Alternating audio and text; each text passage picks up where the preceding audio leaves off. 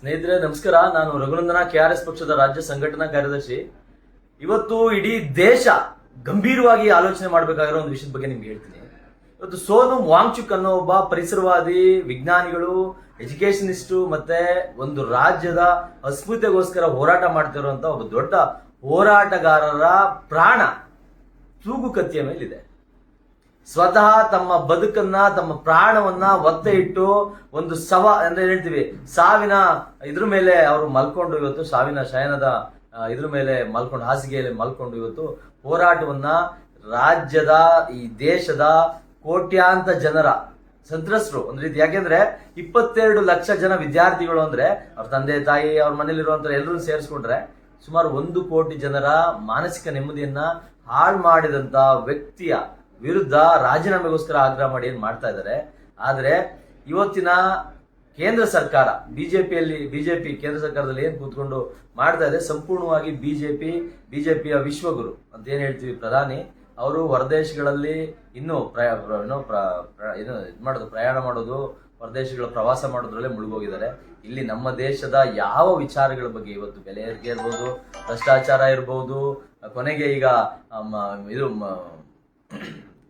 ಮಣಿಪುರದಲ್ಲಿ ಏನೆಲ್ಲ ಆಗ್ತಾ ಇದೆ. ಈಗ ಸ್ವತಃ NET-ಇಂದ ಆದಂತ ಅನಾಹುತಿಗೆ ಸುಮಾರು 22 ಜನ ಮಕ್ಕಳನ್ನ ನಾವು ಕಳ್ಕೊಂಡಿದೀವಿ. ಇದ್ರ ವಿರುದ್ಧ ಹೋರಾಟ ಮಾಡ್ತಿರುವಂತವ್ರನ್ನ ಹೋಗಿ ಒಂದು ಸಾಂತ್ವನ ಅಥವಾ ಒಂದು ಆಶ್ವಾಸನೆ ಏನಾದ್ರೂ ಕೊಡೋ ಕನಿಷ್ಠ ಹೇಳ್ತೀವಿ ಪ್ರಜ್ಞೆ ಅನ್ಬೋದು ಅಥವಾ ಜವಾಬ್ದಾರಿ ಅನ್ಬೋದು, ಕನಿಷ್ಠ ಒಂದು ಸೌಜನ್ಯಕ್ಕಾದ್ರೂ ಹೋಗಿ ಅವ್ರನ್ನ ಮಾತಾಡಿಸಲಾರದಂತ ಅಯೋಗ್ಯ, ಬೇಜವಾಬ್ದಾರಿ, ನಾಲಾಯಕ್ ಪ್ರಧಾನಮಂತ್ರಿಯನ್ನ ಮತ್ತೆ ಶಿಕ್ಷಣ ಮಂತ್ರಿಯನ್ನ ನಾವು ಈ ದೇಶ ಇವತ್ತು ಈ ದೇಶದಲ್ಲಿ ಇದ್ದಾರೆ.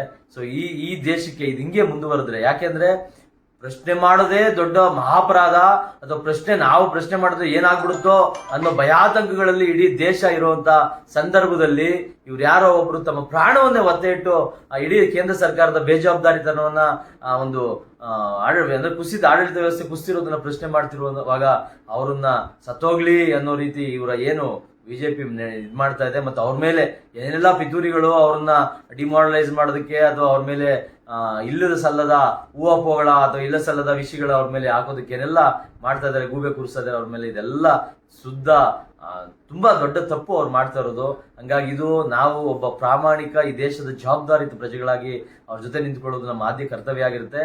ಹಾಗೆ ಕರ್ನಾಟಕ ರಾಷ್ಟ್ರವಾದಿ ಪಕ್ಷ ಅವರ ಉಪಸತ್ಯಾಗ್ರಹವನ್ನು ಬೆಂಬಲಿಸ್ತಾ ಬಿಜೆಪಿಗೆ ಆಗ್ರಹಿಸ್ತಾ ಇದೀವಿ, ದಯಮಾಡಿ ನೀವು ರಾಜೀನಾಮೆ ಕೊಡಿ. ಇಲ್ಲ ಅಂತಂದ್ರೆ ಆಗ್ರಹ ಇದೊಂದು ರೀತಿ ನಮ್ಗೆ ಒಂದು ಶೇಮ್ ಆಗ್ಬಿಟ್ಟಿದೆ. ನಿಜವಾಗ್ಲೂ ಹೇಳ್ಬೇಕಂದ್ರೆ ಎಂತ ದೇಶದಲ್ಲಿ ಇದೀವಯ್ಯ ನಾವು ಅನ್ನೋ ತರದ್ ಆಗ್ಬಿಟ್ಟಿದೆ. ಹಾಗಾಗಿ ನಾವು ಕರ್ನಾಟಕ ರಾಷ್ಟ್ರವಾದಿ ಪಕ್ಷ ಆಗ್ರಹಿಸುತ್ತೆ, ಈ ಕೂಡಲೇ ಧರ್ಮೇಂದ್ರ ಪ್ರಧಾನ್ ರಾಜೀನಾಮೆ ಕೊಡಬೇಕು. ಮತ್ತೆ ಈಗ ದಯಮಾಡಿ ಸೋನಮ್ ವಾಂಗ್ಚುಕ್ ಅವ್ರಿಗೆ ಇದೆಲ್ಲದಕ್ಕಿಂತ ಅವ್ರ ಪ್ರಾಣ ದೊಡ್ಡದು. ಹಾಗಾಗಿ ಅವ್ರು ಆದಷ್ಟು ಬೇಗ ಆಲ್ಟರ್ನೇಟಿವ್ ವೇ ಹುಡುಕ್ಲಿ ಅಥವಾ ದಯಮಾಡಿ ಅವರು ಇದನ್ನ ಕೈ ಬಿಡ್ಲಿ ಅಂತ ನಾನು ಕೇಳ್ಕೊಂತೀನಿ ಪಾಪ. ಯಾಕಂದ್ರೆ ಹೋರಾಟಗಾರ ಸ್ಥಿತಿ ನನಗೆ ಗೊತ್ತಿದೆ. ದಯಮಾಡಿ ಇದಕ್ಕೆಲ್ಲ ಒಂದು ಒಳ್ಳೆ ಎಂಡ್ ಸಿಗ್ಲಿ ಅನ್ನೋದು ನನ್ನ ಅಭಿಲಾಷೆ. ಈ ತರ ಹೇಳ್ತಾ ನನ್ನ ಮಾತು ಮುಗಿಸ್ತೀನಿ. ನಮಸ್ಕಾರ.